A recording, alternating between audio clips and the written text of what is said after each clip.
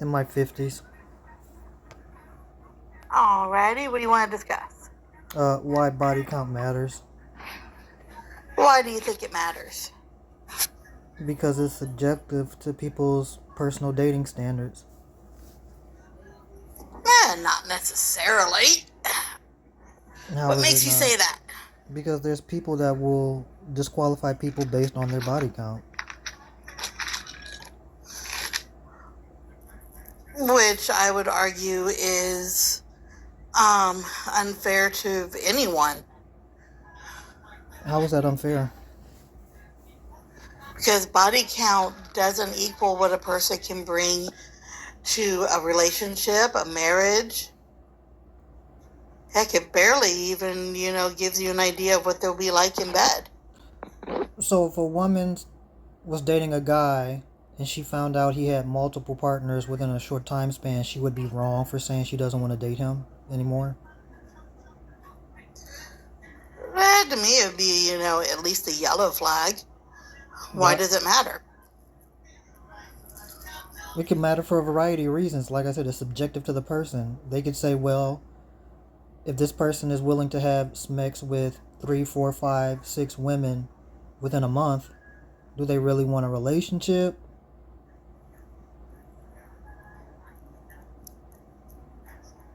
Because you can't tell me you're intentional, but you're sleeping with everybody. True. It might be worth a conversation, but honestly, body count versus relationship count are two different subjects. Yeah. Somebody with a lot of relationships, okay, that keep failing, okay, that could be a red flag, but that doesn't equal body count. Yeah, but I was talking, but what I mentioned wasn't even a relationship. It was just a guy that's casually having sex with multiple women in a short time span. And a woman Right. saying she doesn't want to date a guy that has sex with a lot of women in a short time span. Like, you can have your own personal preferences, but judging a person simply because they've said yes more often, kind of childish. So you would date a man that had sex with 6 women within a month? Yeah. That's interesting. Because it doesn't tell me anything about who they are as a human being. It tells you that they like having sex with a lot of women. Okay, so do I. What's the point? Oh, well, there you go. Do you agree that there's an elevated risk of contracting STIs or STDs with the more partners you have? There can be, which is why frequent testing should be done. So body count would matter in that situation. But it's amazing how little body count actually does increase that risk. How much does it increase the risk? Very negligible, honestly. I forget what the percentage is, Because every time but you do it, you've increased the risk, right? not really. How not? Well, we're talking about risk. So if we know you can contact an STI anytime you do it with a person, the more people you do it with, you've increased the risk every single time. But the risk in and of itself is still 50-50. And then you Kind of multiply right it. up there with tossing a coin. And if you take that 50-50 chance with 10 people, you've increased the risk, right? Again, statistics will actually say no. Okay. It's still a 50-50 chance. Can you show the statistics that say that? Give me a second to go back to my computer.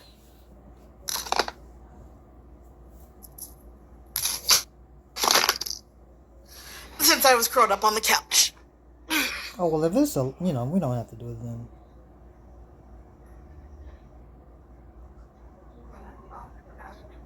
Reverse the multiverse. Forward, more.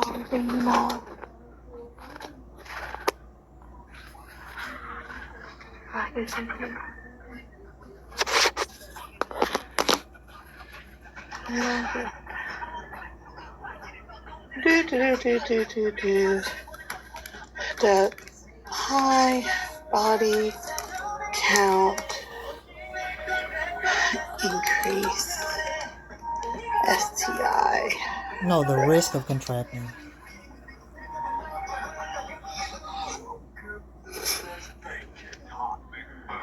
Let's see.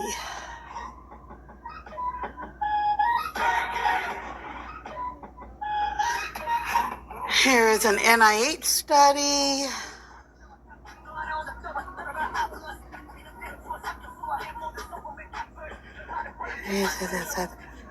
Protocol.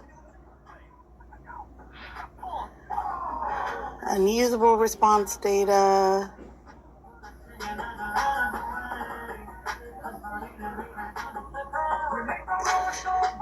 It increases by less than 10%. How many partners is it talking about? The sample size for this study, let's see, where's the sample size? Because when I say partners, I mean partners could be 2 people, it could be 20 people. So are they saying, like, regardless of the number of partners you have, the risk is always 10%? That's what it's showing here, yes. Yeah, I would love to. Could you read where it says that? Because that doesn't make rational sense that increasing the number of partners, the risk doesn't change. Well, according to the abstract of this PubMed study on the NIH, PMID is 1411-843. You said 1411... 843. 843.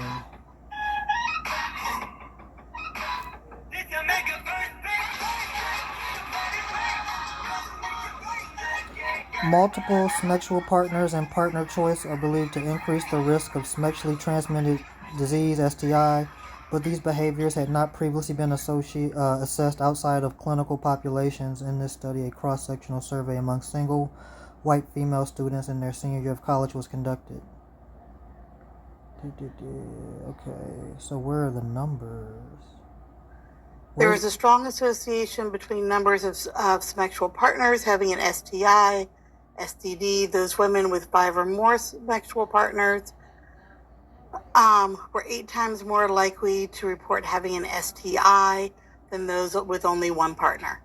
Yeah, see, well, there you go. 8 times more likely.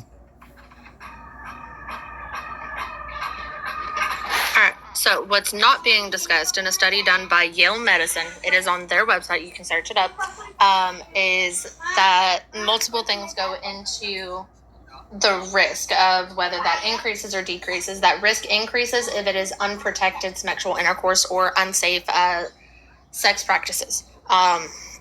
So just because the number increases does not mean that the risk increases as long as they are practicing safe sex. What about STIs that can be contracted just by contact?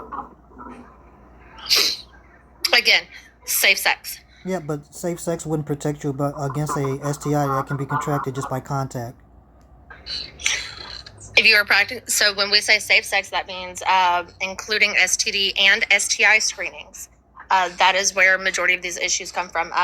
In a study actually done in 2018, it found that 53% of STIs were contracted in people between the ages of 15 and 24 due to unsafe sex practices, such as not knowing about STD, STI screenings, not using a condom. You can get an STI off of one person. Men often go longer with being asymptomatic, meaning they don't show any symptoms. Whereas a woman with an STI often does show signs earlier, but often get misdiagnosed as being a UTI or a yeast infection, versus an actual STD or STI. So it comes down to safe sex practices such as routine STD and STI screenings.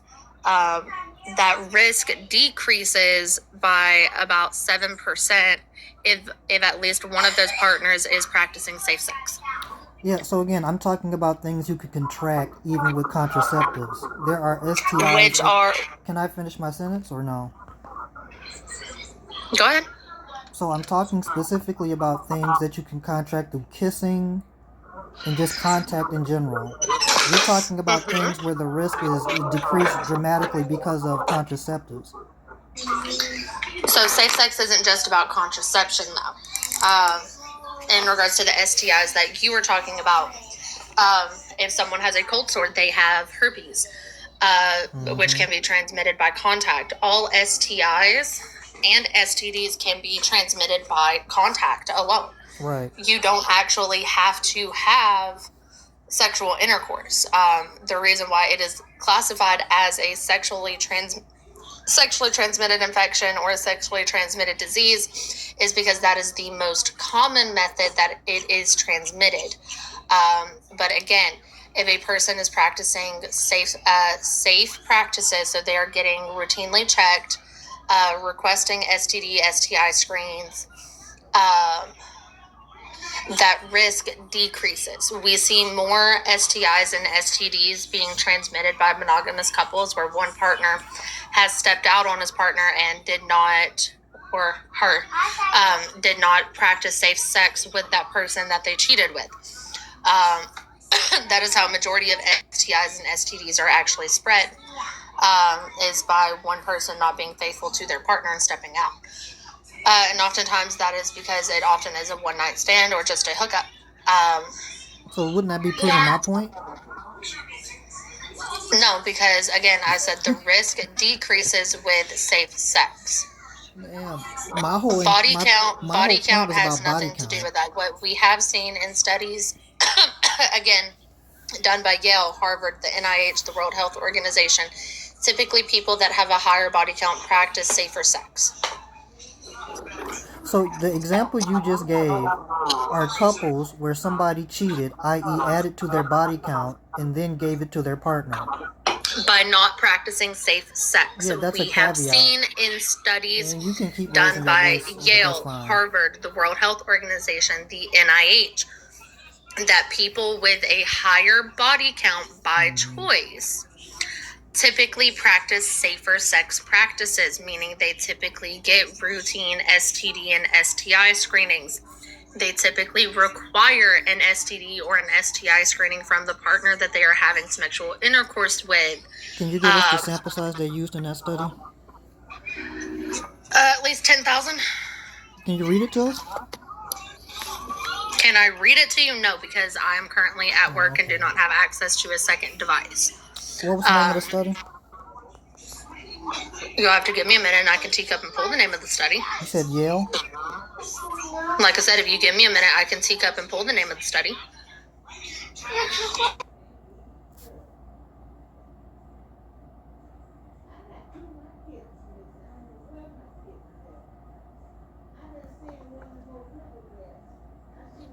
And honestly, even monogamous couples should in fact be doing routine STI and STD checks at their annual physical.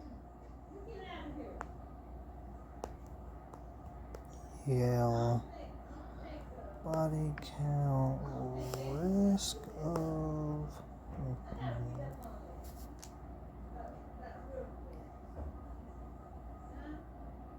Even before we had any secondary partners, every time I had my physical, I would get a check. Yeah, a lot of people don't, though. That's the whole point.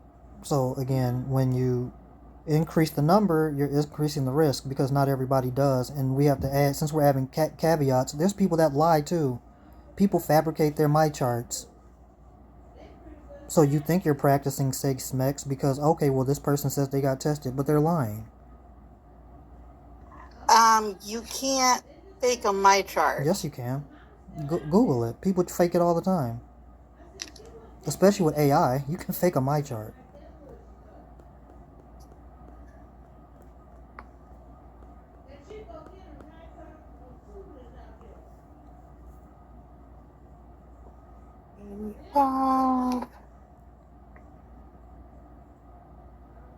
Red, hop back in so you don't get teacup lag.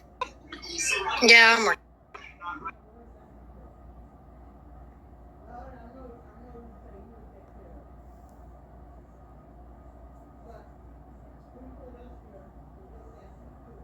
I mean, at the end of the day, it's a personal, subjective thing, right? So, just like people say, well, because somebody looks a certain way. All right, so I'm dropping the PMID for this study done by the NIH, which is partnered with Yale.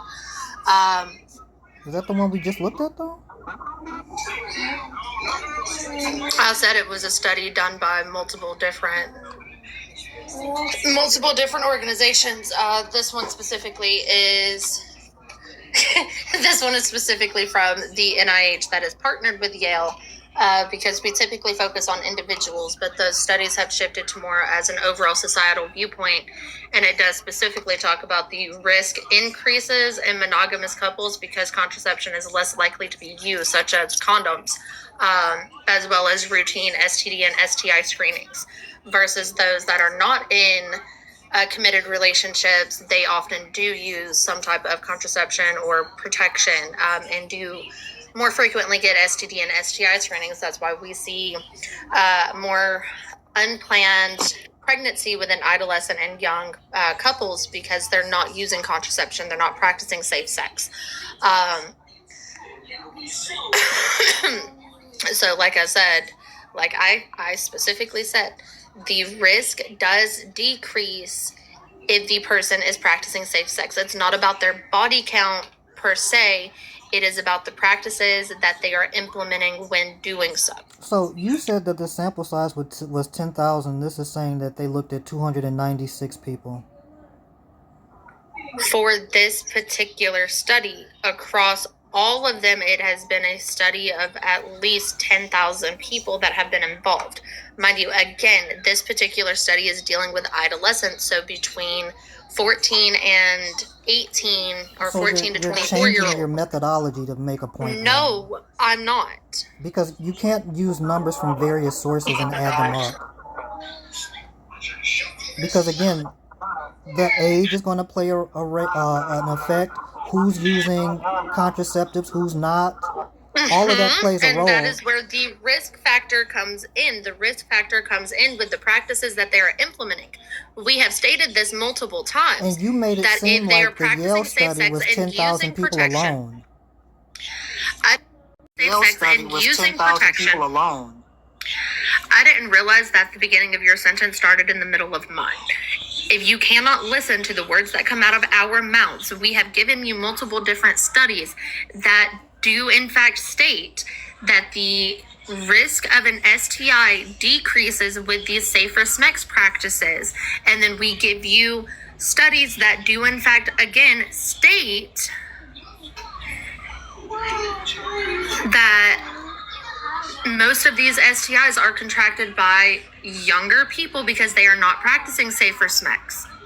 It's wild that you're sitting here saying they all proved my point when you're someone's fucking sugar daddy. And you have it in your fucking username. Hey, guess what? Congratulations for contributing and proving our point that sex work is real work. I'm not a white woman. I'm not a white woman. We've given you multiple different studies that back up exactly everything that we have stated, which is, in fact, that the risk decreases with safer sex practice. You